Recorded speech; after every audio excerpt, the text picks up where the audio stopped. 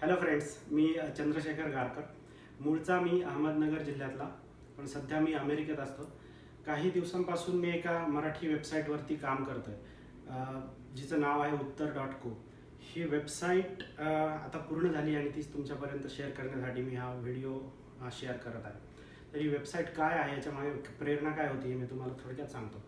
आमच्या गावाकडे एक स्टुडंट आहे, ज्याने ITI केला आहे आणि आता त्याला नोकरी करायची. तर त्याने मला मेसेज करून विचारला, मी काय करू, मला चांगल्या ऑफिसमध्ये नोकरी पाहिजे. म्हणजे हा एक करिअर गायडन्सचा प्रश्न होता. तर माझ्या परीनं मी त्याला जसा मला शक्य होईल तसं मी त्याला सांगितलं. काही दिवसानंतर सेम प्रश्न मला दुसऱ्याकडून आला आणि याचा मला सेम उत्तर मी रिपीट केलं. आणि हा एक करिअर गायडन्सचा प्रश्न होता. तर असे भरपूर विद्यार्थी आहेत, भरपूर लोक आहेत की ज्यांना प्रश्न पडतात, परंतु ग्रामीण भागामध्ये मार्गदर्शनाच्या अभावी ह्या प्रश्नांची उत्तरं मिळत नाही. आणि सगळ्या लोकांना मार्गदर्शन मिळेलच असं नसतं. म्हणून माझ्या डोक्यात विचार आला की का नाही आपण एक वेबसाईट बनवावी, ज्याच्यावर सगळे लोक असे प्रश्न विचारतील ज्यांना कुणाला समस्या असतील ते, आणि ज्या लोकांना ज्याची उत्तरं माहिती आहेत ते उत्तरं ते लोक वेबसाईटवर देतील. आणि म्हणून ही वेबसाईट मी तयार केली. याच्यामागे दुसरं कारण असं आहे की आपल्या महाराष्ट्रामध्ये जवळपास 76,000 शाळा ह्या मराठी मीडियमच्या आहेत. त्यातले लाखो विद्यार्थी मराठी मीडियममध्ये शिकतात आणि ह्या इतक्या प्रमाणावरती आपल्यामध्ये मराठीमध्ये शिकवलं जातं. इंग्रजी आपली प्रथम भाषा नाही. इंटरनेटवर आपण जर गेलो तर आपल्याकडे खूप साऱ्या गोष्टी आहेत, पण सगळ्या इंग्रजीमध्ये आहेत, काही समजत नाही. याचा दुष्परिणाम असा होतो की आपल्याला व्हॉट्सअप, फेसबुक आणि _.com ह्या गोष्टी वगळता इंटरनेटचा काहीही उपयोग ग्रामीण भागातील लोकांना माहीत नाही. याच्यामागे कारण असं की मराठीमधला कुठलाही असा शब्दकोश म्हणा किंवा ज्ञानकोश, नॉलेज बेस हा इंटरनेटवर नाही. आणि ह्या वेबसाईट थ्रू आपण तो ज्ञानकोश, तो नॉलेज बेस इंटरनेटवर तयार करण्याचा एक प्रयत्न करणार आहोत. मग यात प्रश्न कोण विचारणार? कुणीही, म्हणजे जो एक विद्यार्थी आहे ज्याला करिअर गायडन्सबद्दल माहिती पाहिजे तो प्रश्न विचारेल. एखाद्याला बिझनेस सुरू करायचा आहे, त्याला थोडं बँकच्या प्रोसिजरबद्दल माहिती पाहिजे तो प्रश्न विचारेल. शेतकऱ्याला शेतीमध्ये काही प्रॉब्लेम असेल तो प्रश्न विचारेल.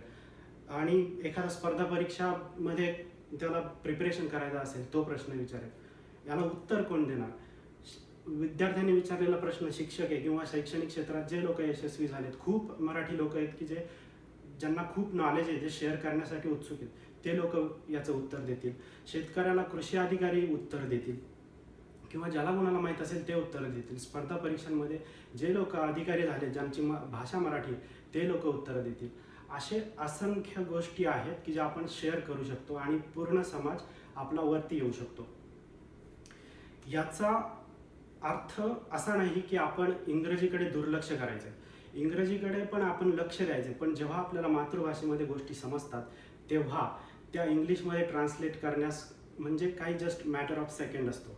आणि आपण जेव्हा हा ज्ञानकोश, नॉलेज बेस वाढत जाईल आणि खूप ॲक्सेसिबल होतील, कारण इंटरनेटचा योग्य वापर करायला लोक प्रवृत्त होतील आणि सगळे लोक, म्हणजे एक प्रकारची उन्नती आपल्या समाजामध्ये होईल. आणि इंग्रजी म्हणजे सगळं काही नसतं, हा एक न्यूनगंड आपण दूर केला पाहिजे. आणि मराठी भाषेमध्ये आपण एक मातृभाषेमध्ये सगळ्या गोष्टी समजावल्या तर इंग्लिश, जसं सांगितलं, खूपच कमी वेळेत तुम्ही त्या ट्रान्सलेट करू शकता. याची उदाहरणं खूप मोठी आहेत. जसं की अब्दुल कलाम यांची पहिली भाषा आहे तमिळ, म्हणजे मातृभाषा. अल्बर्ट आइन्स्टाईन यांची पहिली मातृभाषा होती जर्मन. Niels Bohr Danish. म्हणजे असे खूप सारे लोक आहेत की ज्यांना इंग्रजी पहिली भाषा नव्हती, परंतु ते आयुष्यात यशस्वी झाले. आणि हा एक न्यूनगंड ग्रामीण भागातून दूर झाला तर आपण नक्कीच महाराष्ट्र तळागाळातून उठून सर्व लोकांची प्रगती होण्यात नक्कीच मदत होईल. हा शेअर करा व्हिडिओ तुमच्या मित्रांबरोबर, कारण हा सगळी वेबसाईट मी स्वखर्चाने करतोय आणि कुठल्या जाहिरातीसाठी स्पॉन्सर्स नाही आहेत. म्हणून सोशल मीडिया एकच गोष्ट आहे की जे तुम्ही शेअर केलं तर लोकांपर्यंत पोहोचेल. आणि उत्तर.co वरती प्रश्न विचारा आणि तुम्हाला उत्तर माहीत असतील तर उत्तर द्या. आणि व्हिडिओ पाहिल्याबद्दल थँक्यू.